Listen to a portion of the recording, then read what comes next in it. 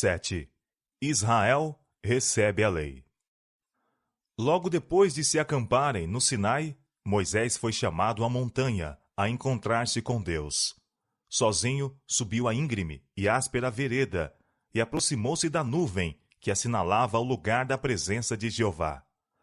Israel ia ser agora tomado em uma relação íntima e peculiar para com o Altíssimo, sendo incorporado como uma igreja e nação sob o governo de Deus. A mensagem dada a Moisés para o povo foi: Vós tendes visto o que fiz aos egípcios, como vos levei sobre asas de águias, e vos trouxe a mim.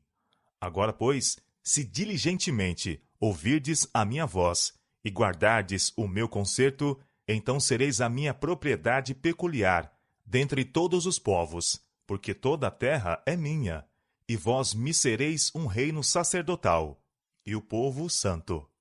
Moisés voltou ao acampamento, e tendo convocado os anciãos de Israel, repetiu-lhes a mensagem divina. Sua resposta foi: Tudo o que o Senhor tem falado, faremos. Assim, entraram em um concerto solene com Deus, comprometendo-se a aceitá-lo como seu governador, pelo que se tornavam, em sentido especial, súditos sob sua autoridade. De novo, seu chefe subiu a montanha, e o Senhor lhe disse: Eis que eu virei a ti numa nuvem espessa, para que o povo ouça, falando eu contigo, e para que também te creiam eternamente. Quando deparavam dificuldades no caminho, estavam dispostos a murmurar contra Moisés e Arão, e acusá-los de tirar as hostes de Israel do Egito para as destruir. O Senhor queria honrar Moisés perante eles, a fim de que pudessem ser levados a confiar em suas instruções. Deus se propunha fazer da ocasião em que falaria a sua lei uma cena de terrível grandeza, à altura do exaltado caráter da mesma. O povo deveria receber a impressão de que todas as coisas ligadas ao serviço de Deus deviam ser consideradas com a maior reverência. O Senhor disse a Moisés: Vai ao povo e santifica-os hoje e amanhã, e lavem eles os seus vestidos, e estejam prontos para o terceiro dia, porquanto, no terceiro dia, o Senhor descerá diante dos olhos de todo o povo sobre o monte Sinai. Durante esses dias intermediários, todos deviam ocupar o tempo em preparação solene para comparecer perante Deus. Suas pessoas e vestes deviam estar livres de impureza, e ao indicar-lhes Moisés os pecados, deviam dedicar-se à humilhação, jejum e oração, a fim de que o coração deles fosse limpo da iniquidade. A preparação fora feita, conforme o mandado, e em obediência a outra ordem, determinou Moisés que fosse colocado um obstáculo em redor do monte, para que nem homem nem animal pudesse introduzir-se no recinto sagrado. Se algum se arriscasse a tão somente tocá-lo, o castigo seria a morte instantânea. Na manhã do terceiro dia, volvendo-se os olhares de todo o povo para o monte, o cimo deste estava coberto de uma nuvem densa, que se tornou mais negra e compacta, descendo até que toda a montanha foi envolvida em trevas e terrível mistério. Então se ouviu um som como de trombeta, convocando o povo para encontrar-se com Deus. E Moisés guiou-os ao pé da montanha. Da espessa treva chamejavam vívidos relâmpagos, enquanto os rimbombos do trovão ecoavam e tornavam a ecoar por entre as culminâncias circunvizinhas. E todo o monte de Sinai fumegava, porque o Senhor descera sobre ele em fogo, e o seu fumo subiu como o fumo de um forno, e todo o monte tremia grandemente.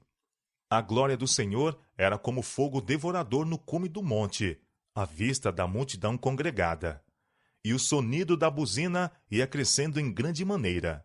Tão terríveis eram os sinais da presença de Jeová, que as hostes de Israel tremeram de medo, e caíram prostrados perante o Senhor.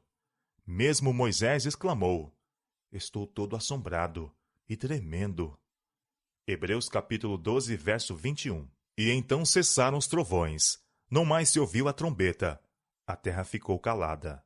Houve um tempo de solene silêncio, e então ouviu-se a voz de Deus. Falando da espessa escuridão que o envolvia, encontrando-se ele sobre o monte, rodeado de um acampamento de anjos, o Senhor deu a conhecer a sua lei. Moisés, descrevendo esta cena, diz: O Senhor veio de Sinai, e lhe subiu de Seir, resplandeceu desde o monte Parã, e veio com 10 milhares de anjos. À sua direita havia para eles o fogo da lei. Na verdade, ama os povos, todos os seus santos estão na tua mão. Postos serão no meio, entre os teus pés, cada um receberá das tuas palavras. Deuteronômio capítulo 32, versos 2 e 3. Jeová revelou-se não somente na terrível majestade de juiz e legislador, mas como um compassivo guarda de seu povo. Eu sou o Senhor teu Deus, que te tirei da terra do Egito, da casa da servidão. Êxodo capítulo 20, verso 2. Aquele a quem já haviam conhecido como seu guia e libertador, que os trouxera do Egito, preparando-lhes caminho através do mar e subvertendo Faraó e seus exércitos, que assim se mostrara superior a todos os deuses do Egito, esse era o que agora falava a sua lei. A lei não fora proferida naquela ocasião exclusivamente para o benefício dos hebreus. Deus os honrou, fazendo deles os guardas e conservadores de sua lei. Mas esta deveria ser considerada como um depósito sagrado para todo o mundo. Os preceitos do Decálogo são adaptados a toda a humanidade e foram dados para a instrução e governo de todos. 10 preceitos breves, compreensivos e dotados de autoridade, abrangem os deveres do homem para com Deus e seus semelhantes, e todos baseados no grande princípio fundamental do amor. Amarás ao Senhor teu Deus de todo o teu coração, e de toda a tua alma, e de todas as tuas forças, e de todo o teu entendimento, e ao teu próximo como a ti mesmo. São Lucas capítulo 10, verso 27, e Deuteronômio capítulo 6, verso 4 e 5, e Levítico capítulo 19, verso 18. Nos 10 mandamentos, estes princípios são apresentados pormenorizadamente e aplicáveis às condições e circunstâncias do homem. Não terás outros deuses diante de mim. Êxodo capítulo 20, versos 3 a 17. Jeová, o ser eterno, existente por si mesmo, incriado, sendo o originador e mantenedor de todas as coisas, é o único que tem direito à reverência e cultos supremos. Proíbe-se ao homem conferir a qualquer outro objeto o primeiro lugar nas suas afeições ou serviço. O que quer que acariciemos que tenda a diminuir nosso amor para com Deus, ou se incompatibilize com o culto a ele devido, disso fazemos um Deus. Não farás para ti imagem de escultura, nem alguma semelhança do que há em cima nos céus, nem embaixo na terra, nem nas águas debaixo da terra, nem te encurvarás a ela, nem a servirás. O segundo mandamento proíbe o culto ao verdadeiro Deus por meio de imagens ou semelhanças. Muitas nações gentílicas pretendiam que suas imagens eram meras figuras ou símbolos pelos quais adoravam a divindade.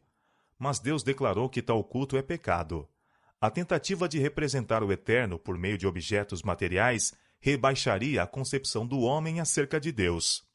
A mente, desviada da perfeição infinita de Jeová, seria atraída para a criatura em vez de o ser para o Criador, e rebaixando-se suas concepções acerca de Deus, semelhantemente degradar-se-ia o homem. Eu, o Senhor teu Deus, sou Deus zeloso. A íntima e sagrada relação de Deus para com seu povo é representada sob a figura do casamento. Sendo a idolatria o adultério espiritual, é o desprazer de Deus contra a mesma, apropriadamente chamado ciúme. Visito a maldade dos pais nos filhos, até a 3ª e a 4ª geração daqueles que me aborrecem. É inevitável que os filhos sofram as consequências das más ações dos pais, mas não são castigados pela culpa deles, a não ser que participem de seus pecados. Dá-se, entretanto, em geral, o caso de os filhos andarem nas pegadas de seus pais.